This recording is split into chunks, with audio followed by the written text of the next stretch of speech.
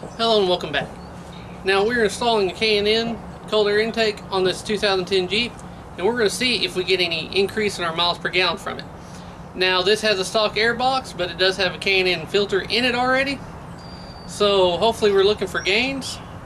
Now the K&N filter in the stock box is felt to improve your gas mileage, but we're going to see if adding the cold air intake will truly help.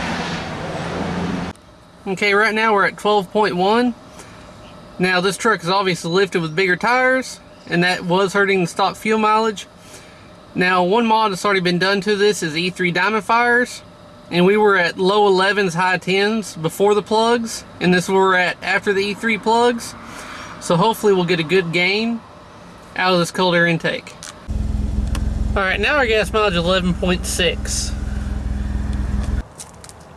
Now we lost half a mile per gallon, which is almost to be expected. Anytime you add more air, usually you have to add more gas to keep it from becoming too lean, and that's probably what it did in this case. Now the benefits we got was an obvious throttle response and acceleration. Used to getting up on the highway and getting up to highway speeds, it'd take a little bit to get there, and you could tell it was struggling.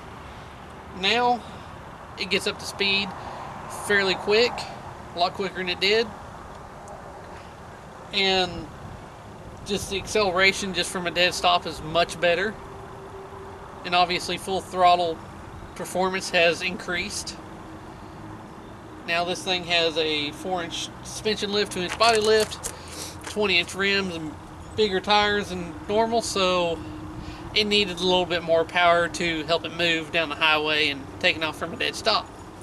Now the other things we noticed was the stock air box and everything. We popped the hood, you could feel a lot of heat, and you'd get out, you feel it on the fender wells in front of it, you can feel the heat coming off the vehicle. Now after installing this, it's actually cooler under the hood than it was, and that may be because the engine may not be working as hard as it was to run at the same speed and RPMs, so that's probably what that's from.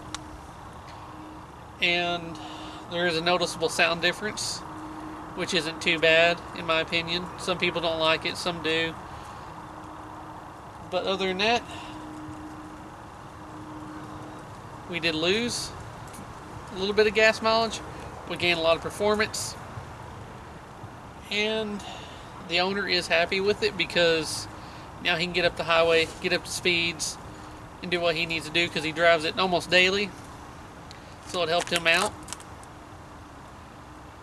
Now hopefully this video will help you out in determining if you want to go this route or use a stock box and a K&N filter.